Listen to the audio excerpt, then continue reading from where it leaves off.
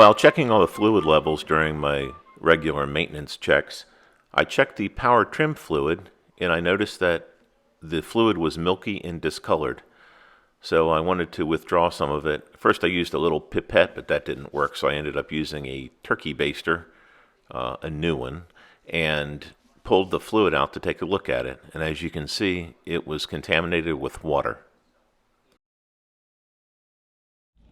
I let the fluid settle out, and as you can see, the bottom was very dirty water, followed by different colors of foam and a little tiny bit of oil on top. That led me to believe that somewhere I had a leak that was pulling water into the hydraulic lines. I cleaned the old reservoir out and wiped it out with paper towels to get all the old fluid out as best I could because I didn't really feel like taking it all apart, and then I checked the hydraulic lines. The water was getting introduced into the system somehow, and I thought maybe that there was a bad seal on one of the trim cylinders on the outdrive, but it turned out there was a slight puncture on one of the hydraulic lines inside of the engine compartment, and since the boat was sitting in the water prior to me purchasing it, it was drawing in water from the bilge. All the forums that I read said in order to accomplish this replacement, you had to pull the engine, and that wasn't going to happen. So I did some more research, and I saw that if you remove the trim cylinders on the side and you turn the engine all the way to either port or starboard, there is a small passageway underneath. It's a manifold for the trim up and trim down hydraulic lines where the stainless steel hoses on the outdrive connect. And if you remove that and you're able to finagle it, you can actually get the hydraulic lines out of the boat that way. But it was totally blind, so what I had to do was use some heavy wire. One I coated, the blue is for starboard, the orange is for port, or vice versa. Anyway, what I did is taped that wire onto the hydraulic lines real tightly and wound it around so it wouldn't come off, and then snaked it through that opening, and that allowed me to get the lines out of the boat after disconnecting them from the trim pump inside the engine compartment. The lines are two different types. One is black and one is brown, and they're readily available Mercury parts, but you have to remove the lines one at a time because they won't both go through that manifold opening at the same time. And I have to reinforce that it's very difficult. I was pulling and my wife was pushing, and we were finally able to get them out. While we were at it and had everything apart, we also ordered new stainless steel hydraulic lines which go on the outdrive. These were frayed and had barnacles on them, and I just figured at this point might as well take them off. I'll put a link to the parts and also the approximate prices from my local dealership in the description, but the lines aren't cheap, that's for sure. Also, if you notice the part number, that one ends in 588 and the other one ends in 589. They look the same, but one goes on the port side and one goes on the starboard side. As always, it's invaluable to have a repair manual. I don't even want to know how much this would have cost at a dealership. I also got that new manifold. The old one was pretty corroded, and I tried soaking it in phosphoric acid, but at this point I was like, I might as well just get new parts for everything, just to be assured that they would all fit. And it came with a gasket and all the other parts that you need. That's a very simple part to put on. The difficult part is getting everything connected and put into place because the hydraulic lines have molded fittings on one end and don't want to cooperate with the way that you want to bend them. And as you can see, this one was kind of chewed up, so it wasn't that expensive for this part. This part here with the wires on it is part of the Mercathode system, which wasn't connected anyway, and I know that it's probably important to have, but since we keep the boat on a trailer, I didn't think it was that critical to reconnect it. Another good excuse to buy yet another tool is if you don't have flare nut wrenches. Those are pretty handy to have. They are better to remove hydraulic fittings because they actually fit all the way around the fitting on a bunch of different points, more so than just a regular open-end wrench. I ended up cutting the old ones off anyway and using vice grips, so I guess that point was moot, but I used them to reinstall the new ones.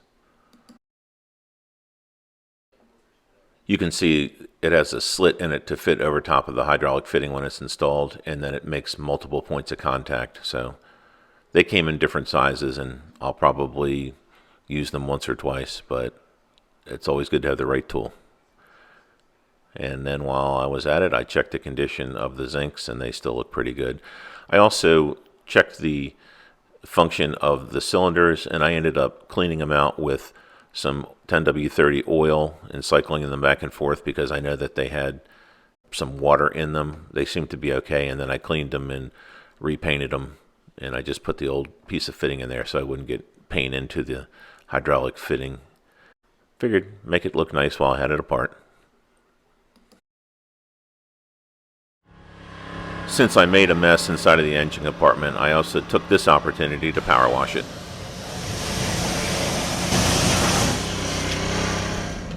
I can't stress how important it is to have a repair manual for your engine as well as your outdrive.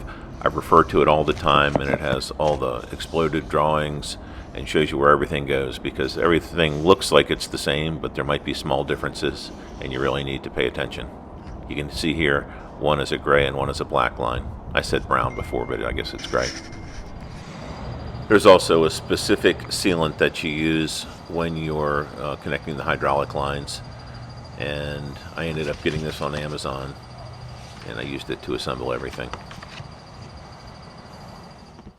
You can see how one end of that fitting has a bend to it, and it's specifically detailed in the instructions which connects to the trim pump and then which connects to that manifold.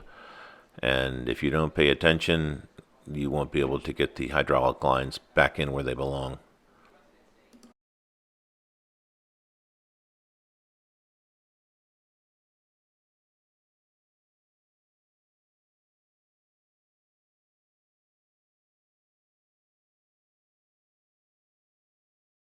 When attaching the new hydraulic lines, you should put some sort of sealant on there. There's a specific hydraulic sealant, and you want to make sure that you don't put it all the way down to the bottom, just the top few threads, because if it goes all the way to the bottom, you can introduce some of that sealant into the hydraulic system, and you don't want to do that.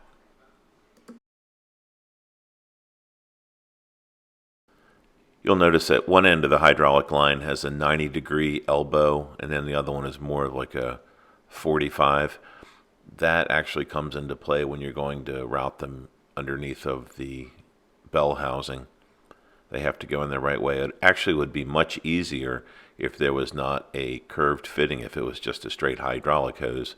And after wrestling with those before, I would probably just have a hydraulic hose shop make me new fittings that were straight.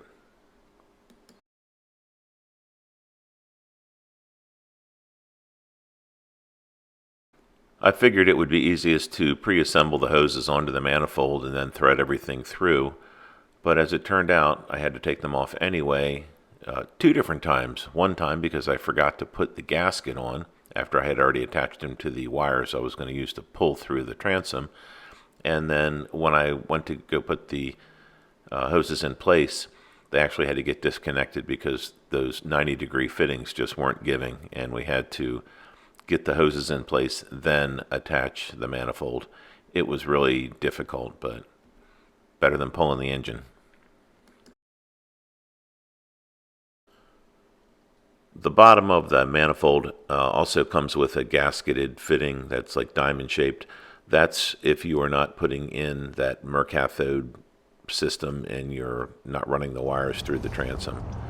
Like I said, it had been disconnected previously, so I just ended up putting the gasket in place and putting some gasket material on there and got it all sealed up.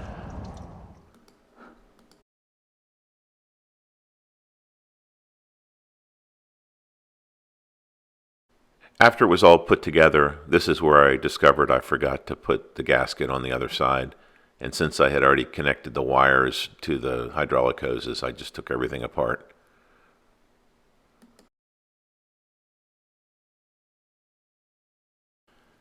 After everything was connected, it was a matter of one by one pulling on those wires and getting the hydraulic hoses through the transom. It was difficult, but they went through eventually. Next, I connected the two hoses to the outlets on the powered trim pump, noting which was up and which was down.